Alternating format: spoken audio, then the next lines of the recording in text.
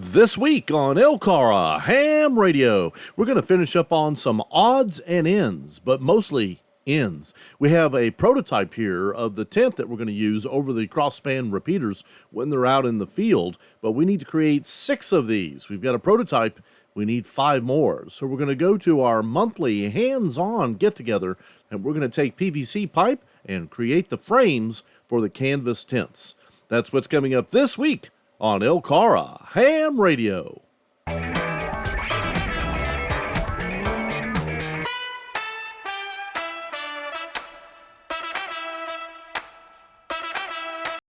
Well, as you can see here, AC4DM has his little slip of paper, and he's showing us how we can put together the frames for the canvas tents that we're going to use to cover up the crossband repeaters when they're out in the field. We have had great weather the last couple of years, but one cannot count on that, and we thought, we really need to create some tents, and let's take some generator covers and create the frames for them out of PVC. So sure enough, that's what we did. Another odds and end that we wanted to make sure that we got out front in our video is Comet did us a solid favor. We purchased 5 of the Comet GP3 antennas, and we also purchased some diplexers, which we'll show in just a minute. And you can see that Don has gone ahead and connected the 25-foot coax sections to the antennas so that that does not have to be put together out in the field. All we'll have to do is connect the PL259 in to the SO239 on the back of the CBR radios, or the biplex or diplexer. So you can see how we've got the tie wraps there, the Velcro, the wing nuts instead of the standard nuts used. The wing nuts are just easier to work with out in the field, plus the radials underneath with that Velcro strap. So this is ready to go. We can take these at a moment's notice for use out in the field.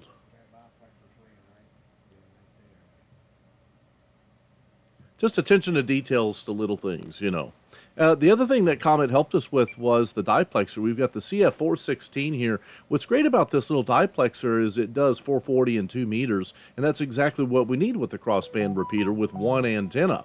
So Chris here is going to do a little Vanna White action here.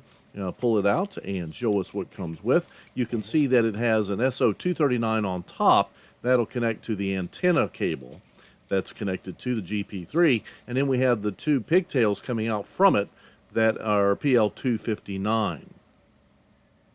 There we have it, and those 2 ends will go into the radios. One is specific for VHF and one is specific for UHF. The other thing that we did was made sure we have enough materials for the tent frames. Here we've got some of the PVC laid out, and that we're going to take to our hands-on meeting a little later in the month. So this is the prototype already made. We also utilized some coat hanger wire to give us that little dome on top to make sure that the water wouldn't pool.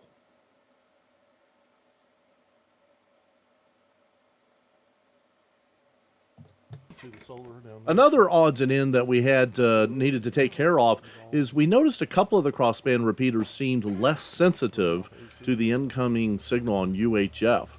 And a lot of times these commercial radios are set through programming. There's no buttons on the front to be able to set things like squelch levels and things. So we hooked it up to the service monitor just to see how sensitive these UHF, and we went ahead and tested the VHF on one test just to see how sensitive they are.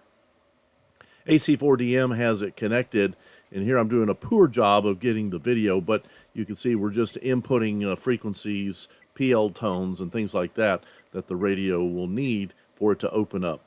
And then I believe he used a 1 kilohertz tone so that we can actually hear the signal coming through.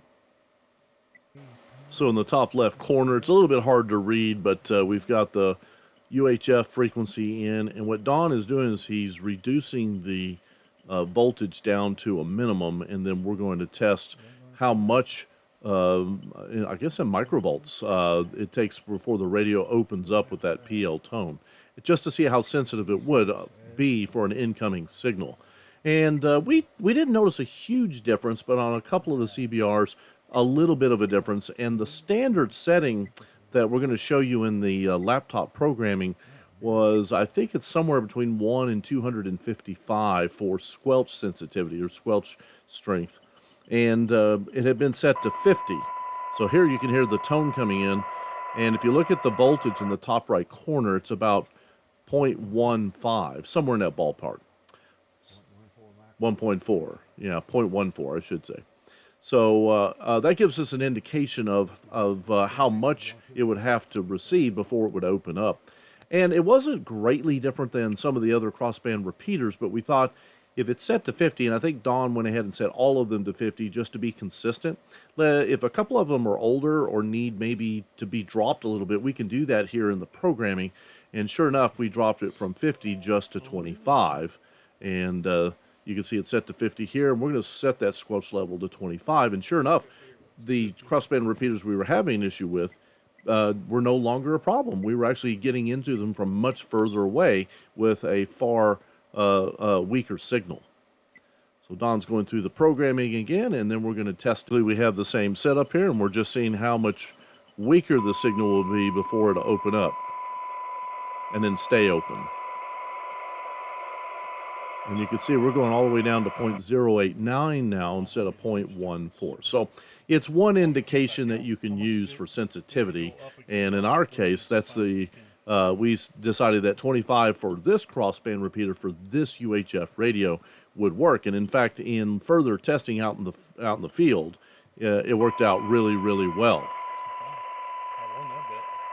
So now we can see several of the odds and ends that we put together in our video. We got brand new antennas in from Comet, diplexers. We've attached the cabling to the antennas. We adjusted some of the crossband repeater radios to be a little more sensitive for incoming signals.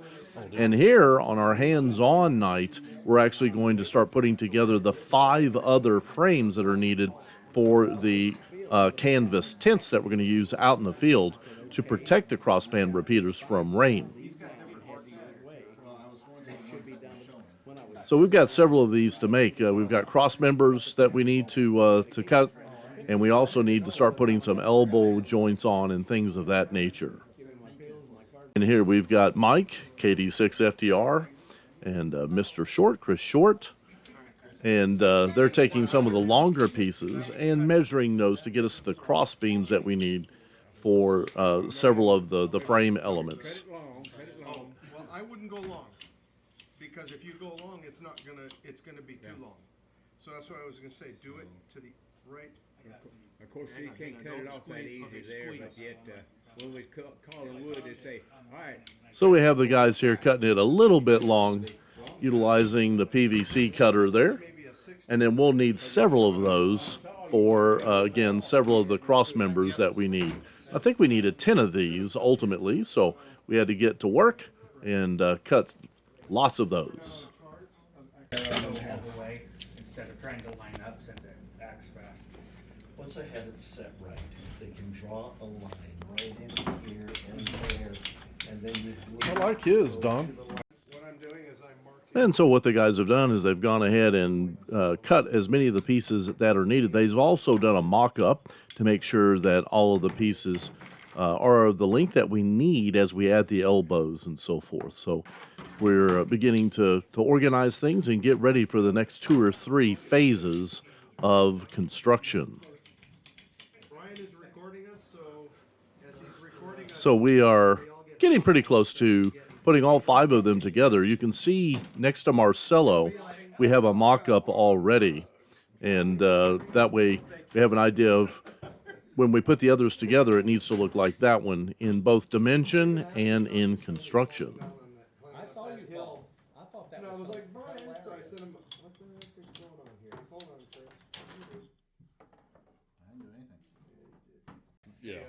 So the next phase of construction is to take the pieces that were just cut, and we're going to add the elbows. Now, Don has gone ahead and put together the corner pieces that we need, and what KK4YUG is doing is putting the first one on, which has no real orientation. It doesn't matter on the first one, but when we get the second one on, we need to make sure it's in the same orientation.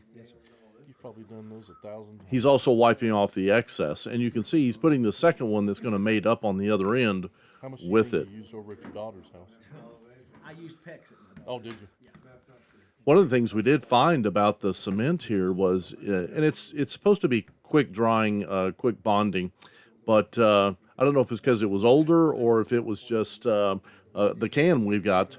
Steve was putting these on, and we had to be pretty darn close with the second set, not these particularly, to make sure that they were oriented the way they needed to be pretty closely. So as we'll see in the next section, we're going to make sure that they're all are oriented the same way and everything will be more or less level.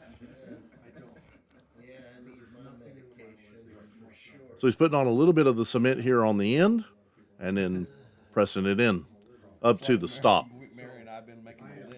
And he'll twist it a little bit to get a good bond. And again, on this end, it doesn't really matter the orientation because he'll just put it down and he'll then put the other piece with it to give it the second elbow. And he's also wiping off the excess. This is one of the things I like about amateur radio is that we talk about antennas and we talk about radios a lot, but sometimes other skills are brought to bear so that we can actually do these types of outdoor projects like the gravel rally. So now we can see the rest of the pieces put together, and Steve's phase is over. Now Marcelo comes in, and what he's going to do is he's going to put the other end on. And we need to make sure that, again, the orientation of the second piece is the same as the first piece. So he's ensuring that we get them relatively level as we add the second piece. One of the things that I love about the Thursday hands-on, it's the third Thursday of the month, is the camaraderie. We get several of us together for these kinds of projects. And again, they're varied projects. It's not the same thing every time. And that makes it interesting. Marcelo is marking these to make sure that each of them is going to have that second piece put on with the same length. And then we're ready to start gluing the other ends on once it gets done with this measurement. So now we're getting into actually using the glue and putting them on. Marcelo's going to use a little bit of the cement here, and then he's going to be putting these on close to the same orientation as the one closest to us. So when we put this on, you can see he's being really careful to make sure that it's very similar orientation. And the great thing about this PVC, even if it's slightly off, it's forgiving, and the long pieces can flex a little bit if necessary. And now he's measuring the overall length to make sure they're about the same. So now we've got one ready to go. So we'll need 10 of these for the two sides of the frame.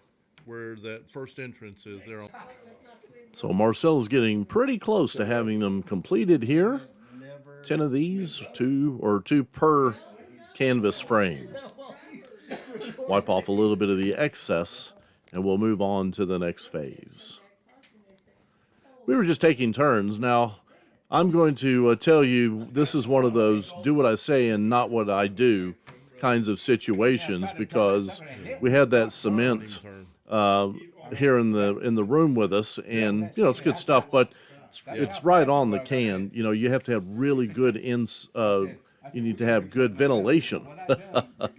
And we had probably not the best ventilation in this room. So again, do as I say and not what I do.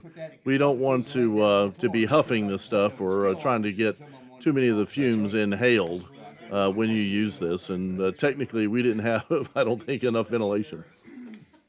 But here we have Fred putting together now the ends that they had cut earlier into the two elbow pieces. And you can see there on the far corner where Mike is, we've got two ready to go, or two pretty close to go.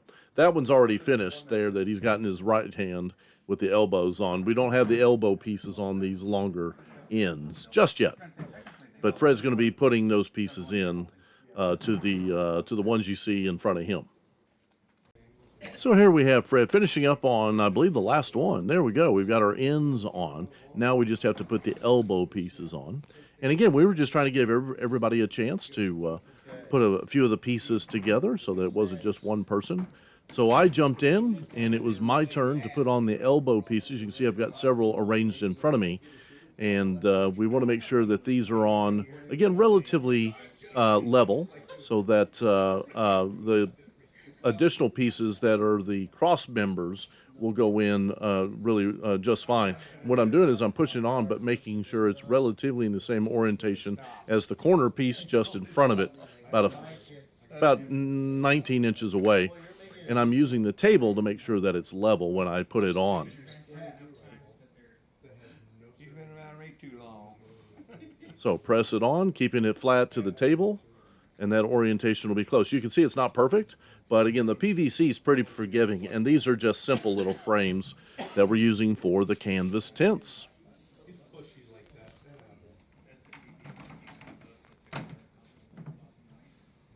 So those two pieces you see that are sitting on the table there on the left-hand side, I want to make sure these elbows are in the same orientation and as level as I can make them. Oh man, just being this much closer to it is We started to feel like maybe the fumes were getting to us by this point.